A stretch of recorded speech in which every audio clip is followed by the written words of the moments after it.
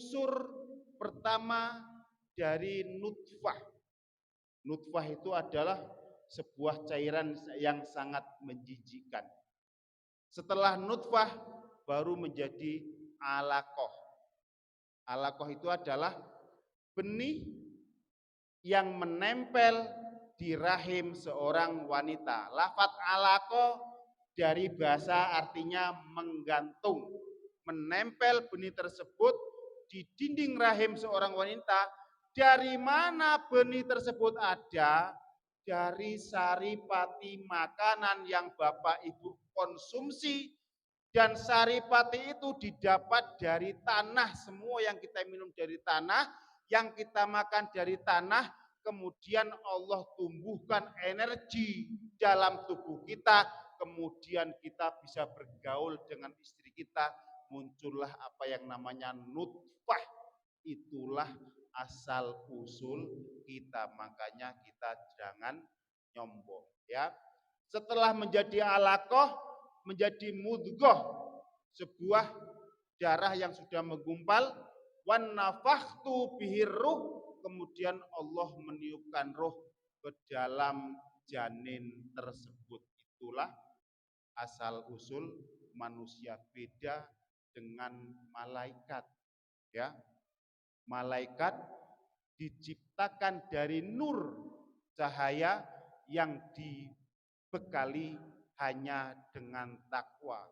Sementara manusia di sisi lain dibekali nafsu sama Allah, di sisi lain juga dibekali takwa oleh Allah Subhanahu wa ta'ala. Seperti ayat surat Asy-Syams yang tadi dibaca Pak Imam ya. Wan nafsi wa ma sawwaha wa alhamaha fujuraha wa taqwaha.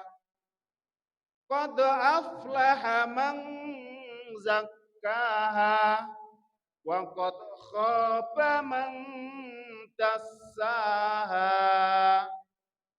Di dalam Al-Qur'an disebutkan wa nafsi wa ma sawwaha ya.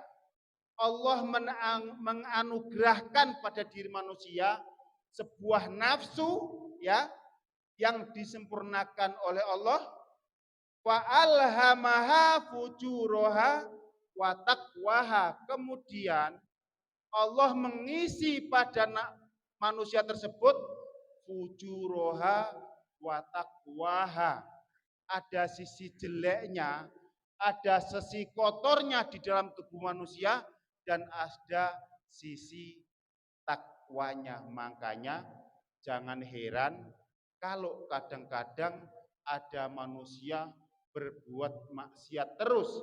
Itu berarti yang mendominasi dirinya adalah fujuroha, rasa fujurnya ya, rasa jeleknya yang mendominasi ya. Dan ada watakwaha, dan ada rasa takwanya ya. Qad aflaha man zakkaha, betul-betul beruntung orang yang bisa mensucikan nafsunya, orang yang bisa mengendalikan nafsunya. Apa itu nafsu? Keinginan ya. Wa khabba man dassaha, dan sangat rugi dan sangat payah orang yang mengotori nafsunya. Nafsu itu Bapak Ibu terlalu banyak keinginan. Ada sebuah makalah di dalam kitab Ihya Ulumuddin, nafsu itu bisa membuat kita bahagia, juga bisa membuat kita sengsara ya. Tergantung kita cara mengendalikan nafsu tersebut. As-sa'adatu, kata di kitab Ihya Ulumuddin, as-sa'adatu kulluha fi ayyam likar rajulu nafsuhu. Yang namanya bahagia adalah ya, seseorang yang pandai menguasai nafsunya. Karena manusia dibekali Allah rasa fujur nafsu dan rasa takwa. ya. Dan orang yang susah, orang yang sangat celaka, wasyaqatu fi antamlika nafsuhu. Orang yang susah adalah orang yang dikuasai nafsunya.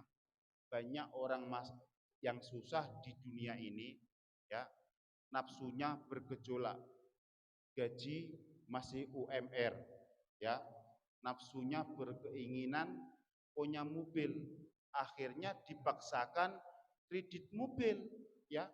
Bagaimana kita nggak susah kalau gaji hanya UMR 4,5 juta, kredit mobil.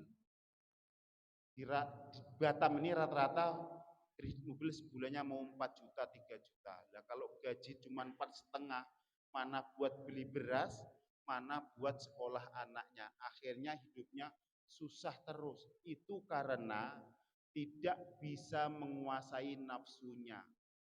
Kalau kita sadar gaji kita hanya UMR, bagi ibu-ibu jangan menuntut kepada suami untuk membeli skincare. Karena harga skincare pasti di atas 500 dan itu habis sebelum 20 hari. Ya, kalau gaji 4 juta, macam mana nggak kena stroke bapaknya, ya. Gaji hanya pas-pasan, tuntutannya banyak, itu karena tidak pandai mengendalikan nafsunya. Beda dengan binatang, Bapak Ibu. Kalau binatang hanya dibekali nafsu oleh Allah Subhanahu wa taala. Sehingga ibu-ibu jangan heran apabila ada binatang ternak lagi mau dipotong untuk kurban, di sampingnya ada Pak Imam, ada Pak Ustadz, dia melihat betinanya nyosor aja mau kawin.